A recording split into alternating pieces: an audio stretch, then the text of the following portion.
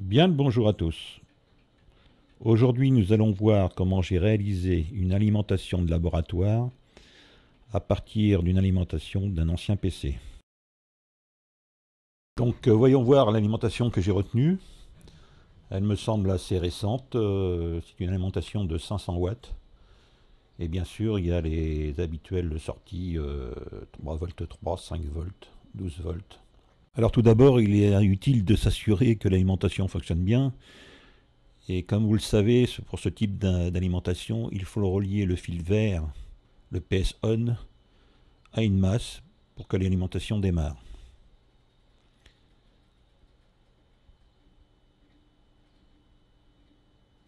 Alors tout de suite, ce que je peux noter, c'est que le ventilateur est vraiment très silencieux. Donc je décide de le garder pour ma réalisation. Alors, on teste chaque alimentation, chaque départ.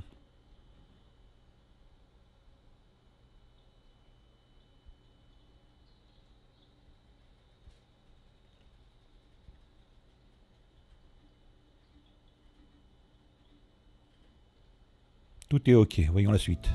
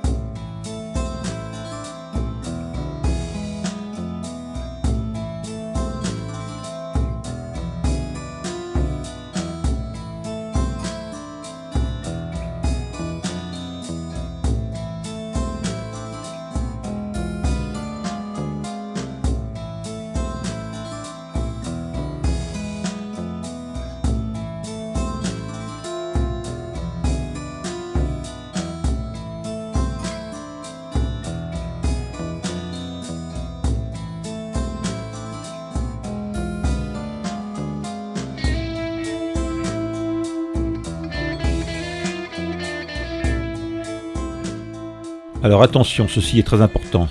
Avant de mettre les mains dans une telle alimentation, une alimentation à découpage, il faut s'assurer que les condensateurs de la partie primaire sont bien déchargés. Donc absence de tension entre les bornes. Dans le cas contraire, il faut les décharger.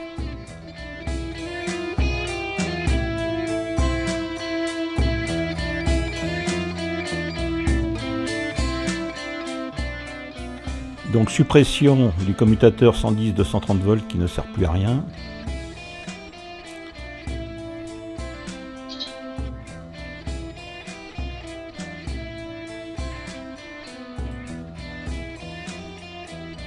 Donc arrivé à cette phase-là, nombreux sont ceux qui raccordent les câbles ensemble. Moi je préfère tout supprimer pour mettre les bonnes sections de câbles en fonction de l'intensité à délivrer.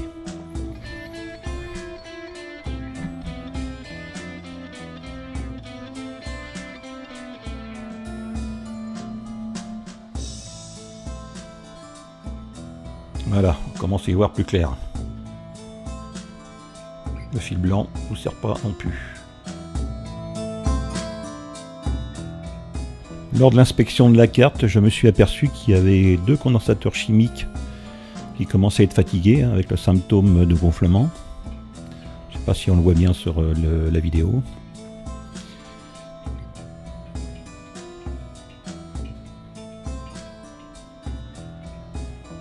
Alors le premier condensateur est un condensateur de filtrage qui est sur le 5 volts standby. Et le deuxième condensateur est également un condensateur de filtrage qui est sur la sortie 5 volts. Donc on va les remplacer pour éviter tout problème ultérieur.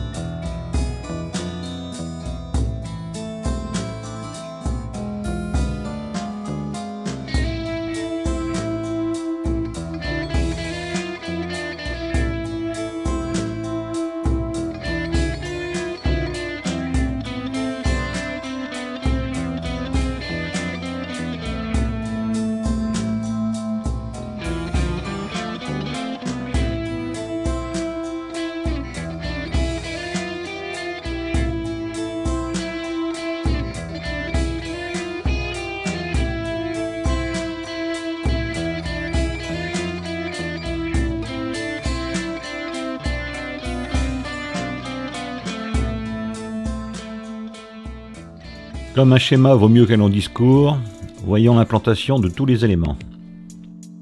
Alors pour ce qui concerne les sorties fixes, c'est assez simple.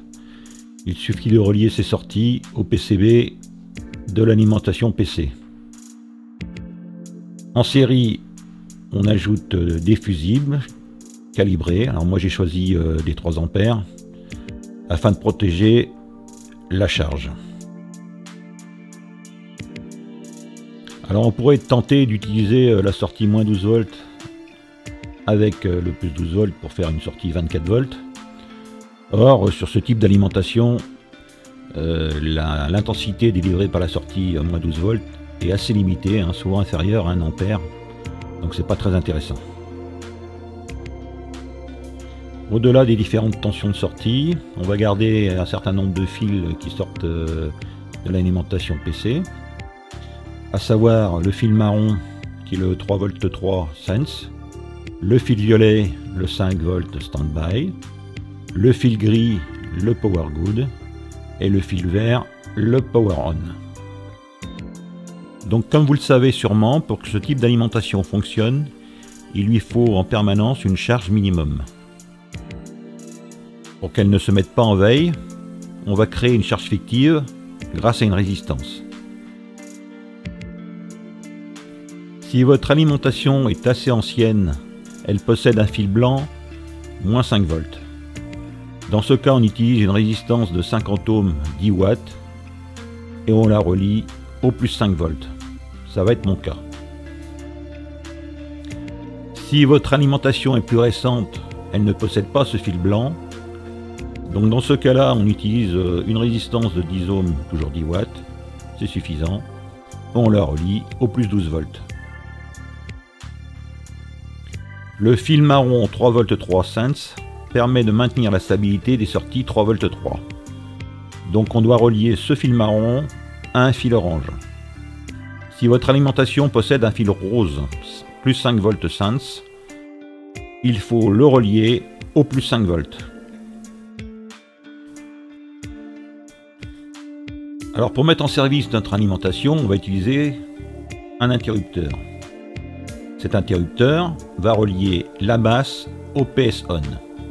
Alors ça, c'est un côté plutôt pratique, car si on ouvre l'interrupteur, on se retrouve, enfin le bloc ATX se retrouve en position stand-by. Dans ce mode, toutes les sorties tension sont coupées, ce qui permet par exemple de faire une modification des mesures sur un montage sans devoir couper l'alimentation générale de 130 volts. À la fin de notre modification, il suffira de refermer l'interrupteur pour remettre les sorties sous tension. Alors on ne le voit pas sur ce schéma, mais j'ai conservé l'interrupteur général du bloc ATX, l'interrupteur 230 volts. Pour une meilleure praticité, je vais devoir rajouter un interrupteur en série qui sera lui fixé sur la façade de notre alimentation. Pour réaliser notre sortie variable, réglable, on va, à partir d'une sortie du boîtier ATX plus 12 volts, protéger la charge à travers un fusible de 10 ampères et utiliser un convertisseur Buck Boost qui permet de délivrer 30 volts 10 ampères. Pour réaliser le réglage de notre sortie tension-intensité, on va utiliser des potentiomètres. On va donc supprimer les deux résistances ajustables et les remplacer par ces potentiomètres. Donc vous avez ici le montage à réaliser. Les points rouges représentent les points de connexion réalisés sur la plaquette convertisseur. Pour la tension, j'ai opté pour un réglage grossier de 180 kg et un réglage fin de 20 kg. Pour l'intensité, j'ai opté pour un réglage grossier de 150 kg et un réglage fin de 50 kg. Pour réaliser la mesure de notre sortie variable réglable, on utilise un petit module multimètre qui donne la tension de sortie, l'intensité, la puissance consommée et l'énergie fournie. Alors pour fonctionner, ce petit module doit être alimenté par alimentation externe. Alors on a tous dans nos tiroirs ce type d'alimentation qui peut convenir, hein. C'est des alimentations pour téléphone ou autre. Il suffit que la tension délivrée soit comprise entre 5 et 12 volts et que l'intensité soit à minima de 40 mA. Dans le monde d'aujourd'hui, on a beaucoup d'appareils qui nécessitent d'être chargés à travers une prise USB. Donc dans mon alimentation, je vais rajouter un petit chargeur rapide type qu'on trouve dans les voitures. L'avantage c'est qu'il est déjà équipé d'un fusible, et il suffit de le relier au plus 12 volts. On aurait très bien pu envisager une simple prise USB double type A, et donc dans ce cas il aurait fallu simplement la relier au 5 volts. Originalité de notre montage, on va rajouter un module testeur de LED. Alors vous me direz pourquoi ajouter ce type de module testeur de LED à une alimentation de laboratoire. Dans les faits, lorsqu'on veut tester une LED avec une alimentation de laboratoire, ces alimentations possèdent en sortie des gros condensateurs de filtrage.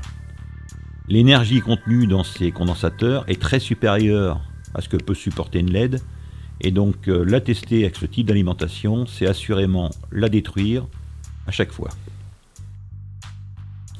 Alors ce module testeur de LED va être alimenté en 5 volts. Bien sûr, on va y adjoindre un interrupteur de mise en service et utiliser une plaquette Buck Boost à base de XL6009, donc, dont la sortie sera réglée à 30 volts. On a une résistance de limitation, puis un petit voltmètre qui donnera la tension d'utilisation de la LED.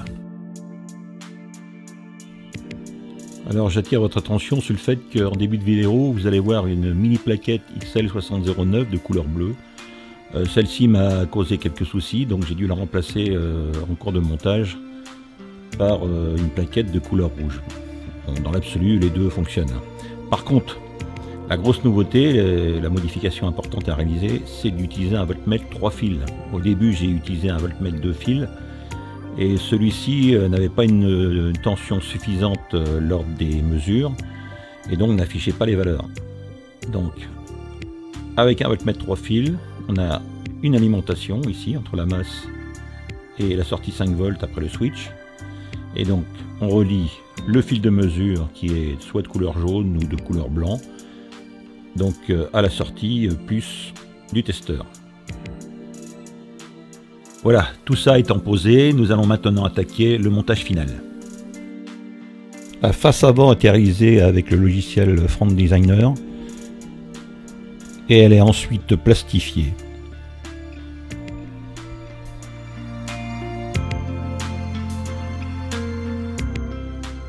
Pour être enfin collé sur la face d'un boîtier réalisé en impression 3D.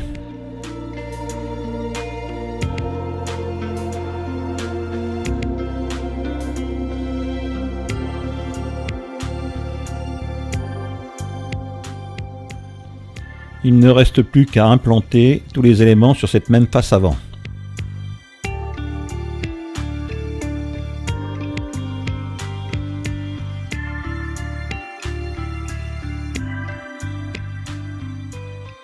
Il faut impérativement laisser la board dans son boîtier d'origine pour éviter tout risque de rayonnement.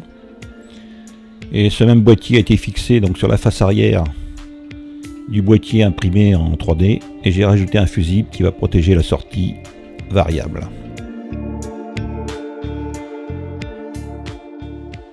On passe à la préparation des câbles ainsi que leur soudage.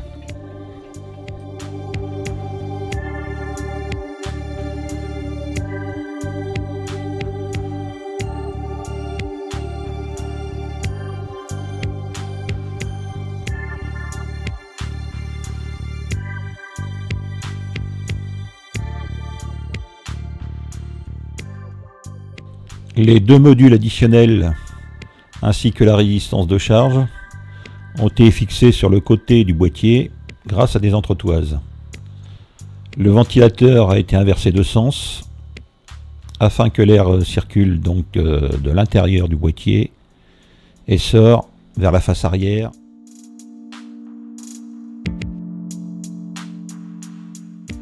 Comme je vous l'avais dit, j'ai récupéré une alimentation d'un ancien chargeur pour alimenter le multimètre en façade et réaliser un étrier pour le fixer au fond du boîtier.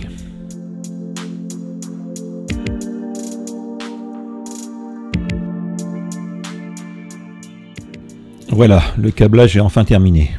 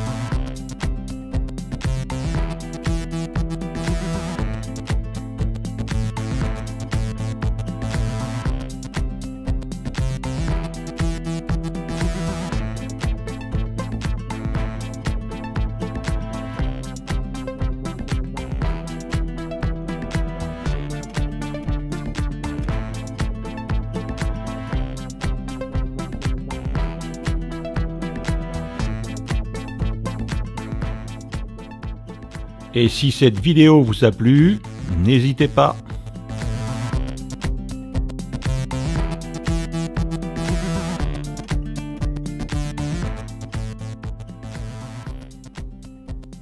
À bientôt pour de nouvelles vidéos.